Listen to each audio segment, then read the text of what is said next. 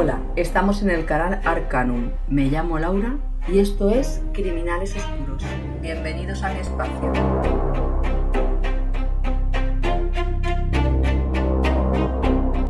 Herman Webster Madgett nació el 16 de mayo de 1861 en Hillmanton, Nueva Hampshire. Fue un estafador estadounidense y fue el primer asesino en serie conocido de Estados Unidos. Madgett nació en una familia adinerada de Nueva Inglaterra y mostró signos de gran inteligencia desde pequeño. La información verificable sobre su infancia es escasa, pero los registros sugieren que se casó con su primera esposa Clara Lovering a los 17 años y poco después se matriculó en la Facultad de Medicina. Interesado en la medicina desde niño, atrapaba animales, los torturaba y después los operaba para salvarles la vida. Algunos relatos de su vida incluso sugieren que mató a un compañero de juegos de la infancia. La propensión de Holmes a la actividad delictiva se hizo evidente durante sus años universitarios. Estudió medicina en una pequeña escuela de Vermont antes de ser aceptado en la Facultad de Medicina de la Universidad de Michigan. Mientras estaba inscrito en la facultad, Holmes robaba cadáveres del laboratorio para venderlos a otras escuelas de medicina y también los quemaba o desfiguraba y luego colocaba los cuerpos para que pareciera que habían muerto en un accidente. El escándalo detrás de esto era que Holmes contrataba pólizas de seguros para estas personas fallecidas y cobraba el dinero una vez que se descubrían los cuerpos. Efectuó varios trabajos ocasionales antes de abandonar a su esposa e hijo pequeño para comenzar de nuevo en Chicago. En 1886 se mudó a Chicago y operando bajo el nombre de Henry Howard Holmes, un nombre elegido en honor al detective Sherlock Holmes, el estafador se casó con su segunda mujer, Mirtha, a la que abandonó poco tiempo después. Compró una farmacia en el distrito de Englewood.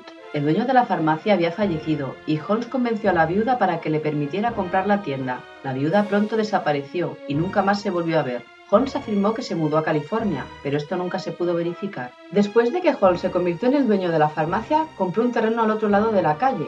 Diseñó y construyó un hotel de 3 pisos, que el barrio llamó El Castillo. Durante su construcción, en 1889, Holmes contrató y despidió a varios equipos de construcción para que nadie tuviera una idea clara de lo que estaba haciendo. Después de que se completó la construcción en 1891, Holmes colocó anuncios en los periódicos que ofrecían trabajos para mujeres jóvenes y publicitando el castillo como un lugar de alojamiento. También colocó anuncios que se presentaban como un hombre rico que buscaba esposa. Construyó el edificio de 3 pisos que más tarde sería un factor tan destacado en las historias de sus atrocidades. Las primeras víctimas probables de Holmes fueron Julia Corner, la esposa de un hombre que trabajaba en su farmacia, y su hija Pearl, a quien se vio con vida por última vez justo antes de la Navidad de 1891. Por esa época, casualmente, Holmes pagó a un lugareño para que quitara la piel del cadáver de una mujer inusualmente alta. Julia medía casi 1,80 de altura y articuló su esqueleto para venderlo a la Facultad de Medicina.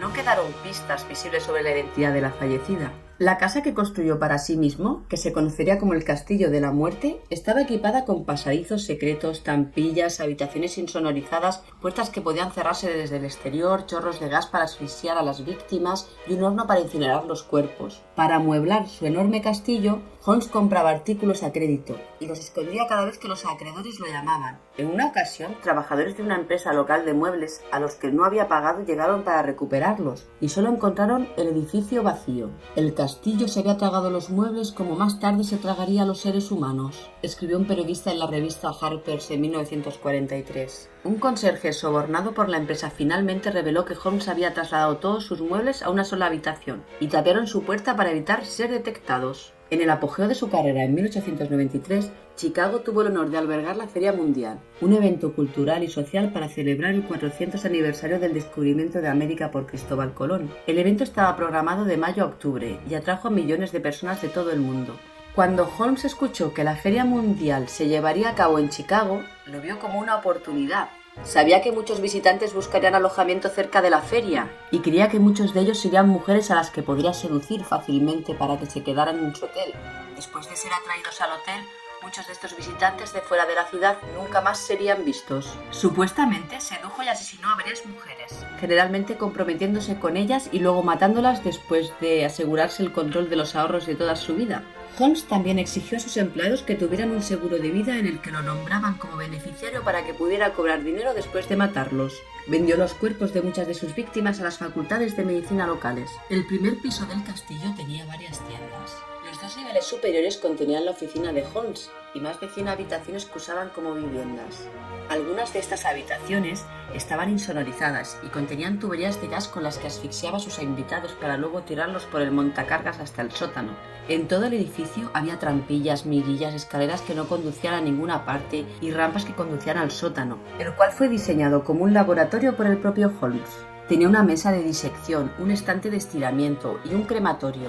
A veces enviaba los cuerpos por la rampa, los diseccionaba, los despojaba de la carne y los vendía como modelos de esqueletos humanos a las facultades de medicina. En otros casos elegiría incinerar o colocar los cuerpos en pozos de ácidos. Una vez que terminó la Feria Mundial, la economía de Chicago estaba en una depresión. Por lo tanto, Holmes abandonó el castillo y se centró en las estafas de seguros, cometiendo asesinatos al azar en el camino. Durante este tiempo, Holmes robó caballos en Texas, los envió a San Luis y los vendió, haciendo una fortuna. En 1893, Holmes fue arrestado por fraude de seguros después de un incendio de su casa, pero pronto fue liberado. Luego inventó un plan con su socio Ben Pitzel para defraudar a una compañía de seguros fingiendo la muerte de Pitzel. Después de que Pitzel comprara una póliza de seguros por valor de $10.000, sin embargo, Holmes mató a Pitzel de verdad y recogió el dinero para sí mismo. Después convenció a la viuda de Pitzel, que estaba al tanto de la participación de su esposo en el plan de seguros, de que su esposo todavía estaba vivo, y luego le dio 500 euros del dinero que recaudó. Preocupado de que algunos de los 5 hijos de Pitzel pudieran alertar a las autoridades, Holmes secuestró a 3 de ellos. En 1894, la policía rastreó a Holmes y finalmente lo alcanzó en Boston, donde lo arrestaron y lo retuvieron con una orden de arresto pendiente por la estafa de los caballos de Texas.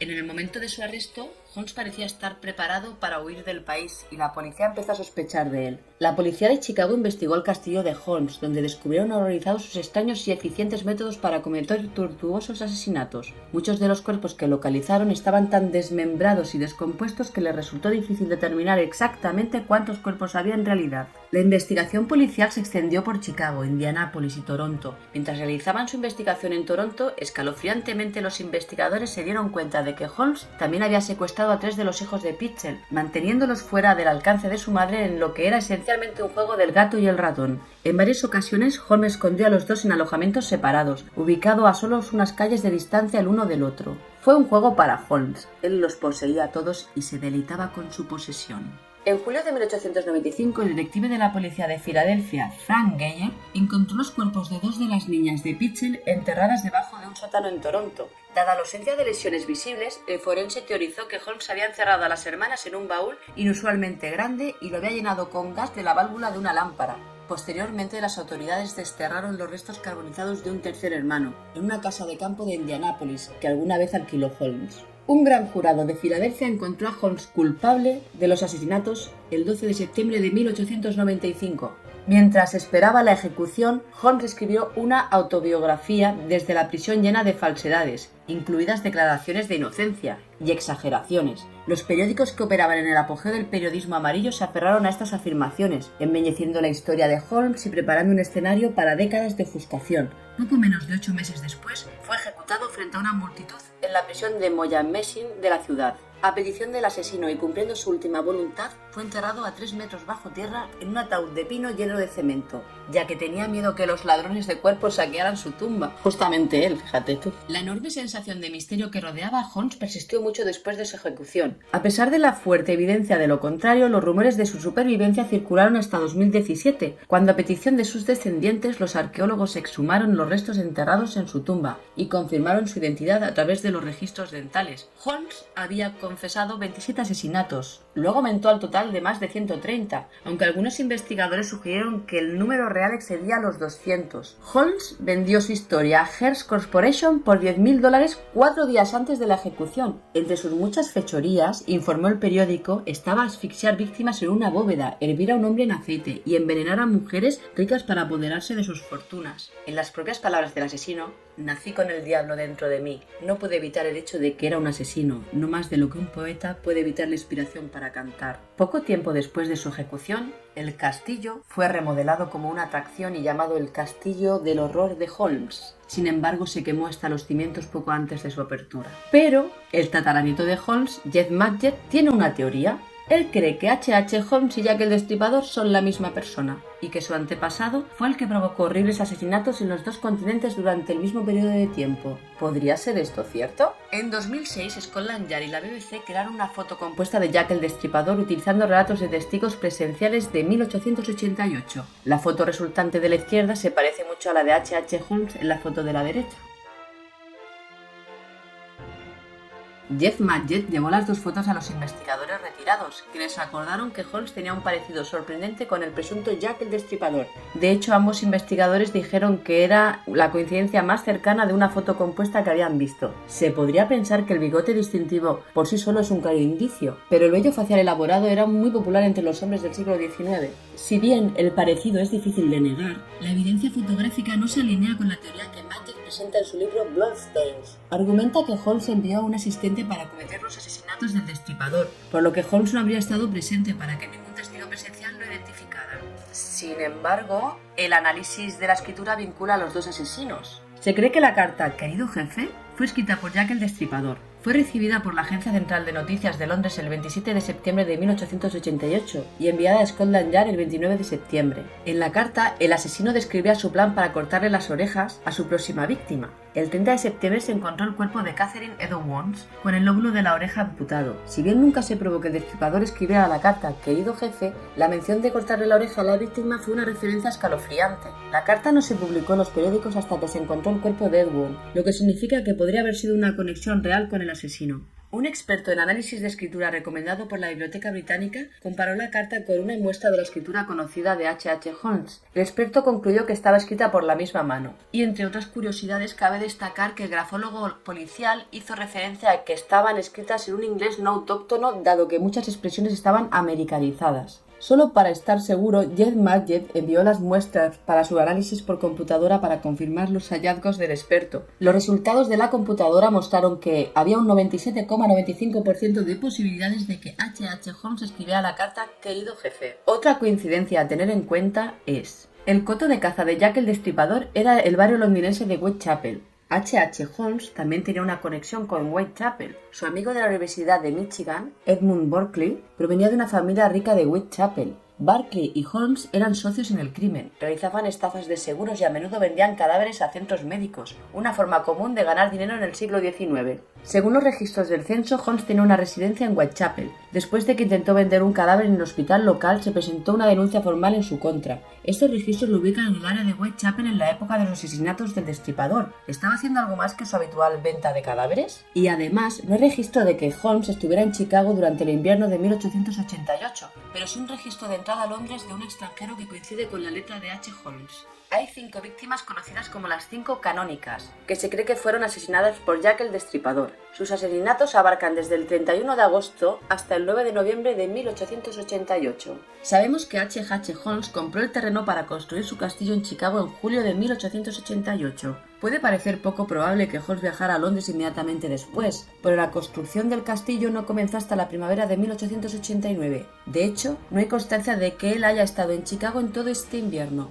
Quizá Holmes se tomó unas vacaciones de invierno en Londres para comenzar temprano su ola de asesinatos. Otro dato importante es que Holmes tenía el conocimiento médico para perpetrar los crímenes del Destripador. Después del asesinato de Annie Chapman, el cirujano de la policía divisional creyó que el Destripador la había matado para extirparle el útero. Esto habría requerido habilidad, por lo que la policía sugirió que el asesino era alguien con conocimientos de anatomía. Jeff Madgett cree que su tatarabuelo H.H. Holmes orquestó los asesinatos de Jack el Destripador al descubrir en un viejo diario de su antepasado fotos de las víctimas de Jack el Destripador. Se cree que el verdadero plan de Holmes era una distracción, para él poder matar mujeres ricas y usar sus órganos para hacerse un suero juvenil. Madgett dice que en las entradas del diario de Holmes, que no han sido publicadas, detallan cómo Holmes entrenó a un asistente para llevar a cabo los asesinatos del Destripador, para causar sensación al distraer al público con Jack el Destripador, mientras Holmes tenía la libertad de apuntar a mujeres de clase alta de que le suponía que tenían órganos más sanos para usar en su suero. La prueba está supuestamente en el diario de Holmes. Jeff Madgett afirma que, después de enterarse de su espeluznante linaje, el diario de Holmes se transmitió a él a través de la familia. En él, Holmes escribió descripciones de entrenamiento de un asistente para llevar a cabo los espantosos asesinatos del Destripador, para él poder secuestrar y asesinar a mujeres ricas sin ser detectado. Esto parece una prueba definitiva de que Holmes fue el autor intelectual de Jack el Destripador. pero los diarios nunca se publicaron. Madgett lo cita en su libro Bloodstains, pero no proporciona fotocopias para respaldar sus afirmaciones. Dice que es por razones legales y que prefiere tener a buen recaudo los diarios como evidencia, por si la policía lo solicita en un futuro para reabrir el caso. Si la teoría de Madgett es cierta, significa que varias familias en Londres perdieron a un ser querido y nunca supieron qué pasó con él. Ese modo operandi se parece mucho a lo que Holmes hizo a cualquiera que tuviera la desgracia de pasar por su castillo en Chicago. El Destripador es fácilmente uno de los asesinos más infames de Inglaterra. En 1888, 5 mujeres fueron brutalmente asesinadas en el distrito londinense de Whitechapel. A las 5 les cortaron la garganta, 4 sufrieron cortes profundos en el abdomen y a 3 les extirparon alguno de sus órganos. 6 asesinatos similares ocurrieron entre 1888 y 1891. No está claro exactamente cuántas personas fueron víctimas del infame asesino en serie, en parte porque la verdadera identidad de Jack el Destripador sigue siendo un misterio. O quizás no.